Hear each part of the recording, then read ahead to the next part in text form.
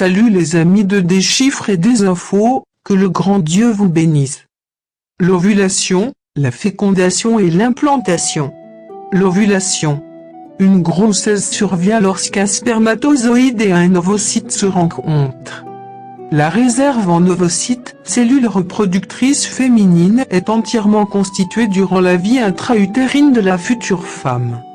La maturation des ovocytes se produit ensuite dans les ovaires au fil des cycles hormonaux, et un ovocyte est libéré au cours de chaque cycle ovulatoire dans une des trompes de Fallope.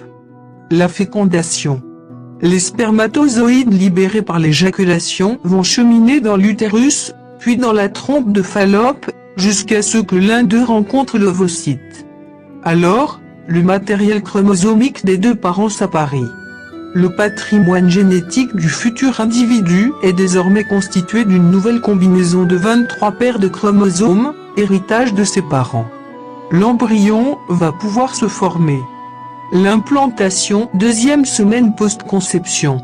Lors de la deuxième semaine après la conception, le futur embryon s'implante dans la cavité utérine, c'est la phase de nidation.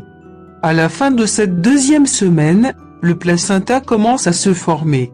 Son rôle est d'assurer des fonctions essentielles au développement de l'embryon puis du fœtus, en lui fournissant notamment nutriments et oxygène, et en permettant les échanges avec la mère.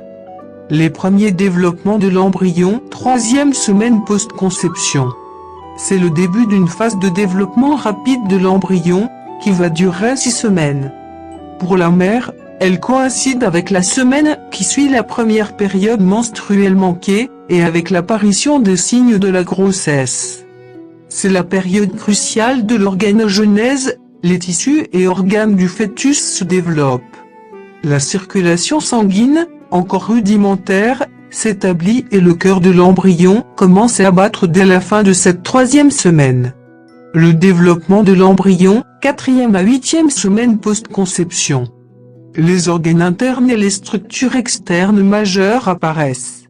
La tête grossit de façon disproportionnée par rapport au reste du corps. Les membres se développent, les doigts et les orteils s'ébauchent. À la fin de la 8e semaine, l'embryon présente des caractéristiques humaines indéniables.